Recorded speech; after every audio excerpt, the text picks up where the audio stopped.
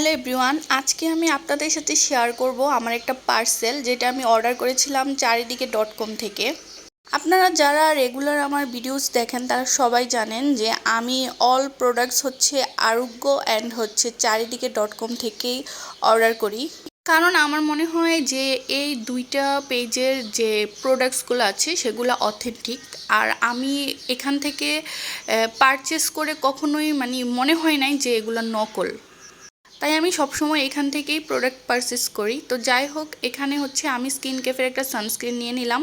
আপনারা যারা সবসময় আমার ভিডিওস দেখেন তারা জানেন যে আমি স্কিন কেফের এই সানস্ক্রিনটা সবসময় ইউজ করি।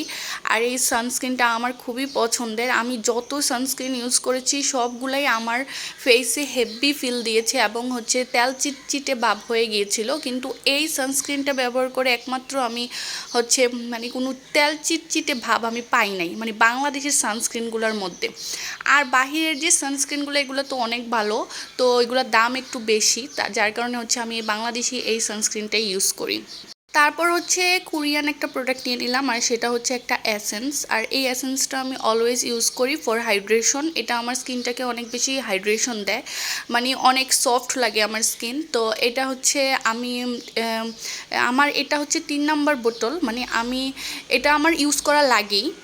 এটা ইউজ না করলে আমার কেমন জানি মনে হয় আমার স্কিনটা অনেক বেশি রাফ হয়ে গেছে। তো যাই হোক, তারপর নিয়ে নিলাম একটা সানস্ক্রিন।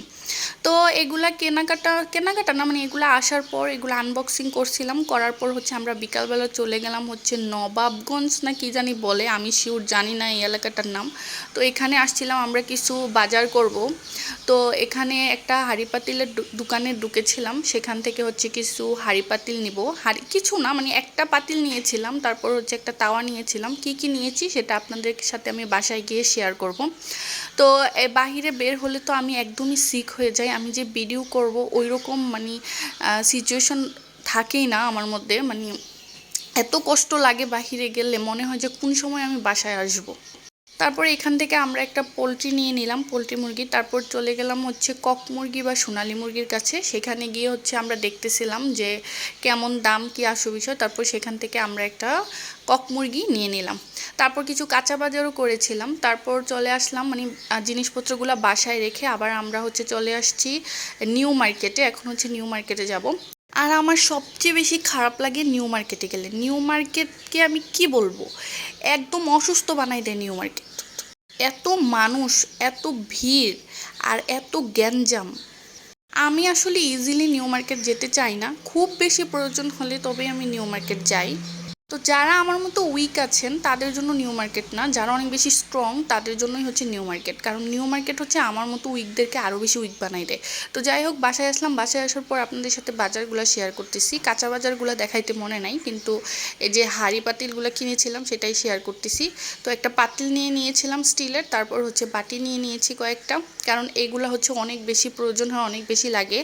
তারপর হচ্ছে একটা তাওয়া নিয়ে নিয়েছি রুটি ছেঁকার জন্য, যেহেতু আমার হাজব্যান্ড রুটি খায়, আমি খাই না, ও অনেক পছন্দ করে রুটি। তারপর হচ্ছে নুডলস নিয়ে নিলাম। আর হচ্ছে কাঁচা বাজারও নিয়েছিলাম, কাঁচা বাজারগুলার আপনাদের সাথে শেয়ার করা হয়নি। তো এই ছিল আজকে আমার ভিডিও। তো পিনাট বার খেতে খেতে আপনাদের কাছ থেকে বিদায় নিচ্ছি। সবাই ভালো থাকবেন, সুস্থ থাকবেন। ভিডিওটি ভালো লাগলে অবশ্যই লাইক, কমেন্ট অ্যান্ড শেয়ার করে দেবেন। টাটা, বাই বাই, আল্লাহ হাফিজ।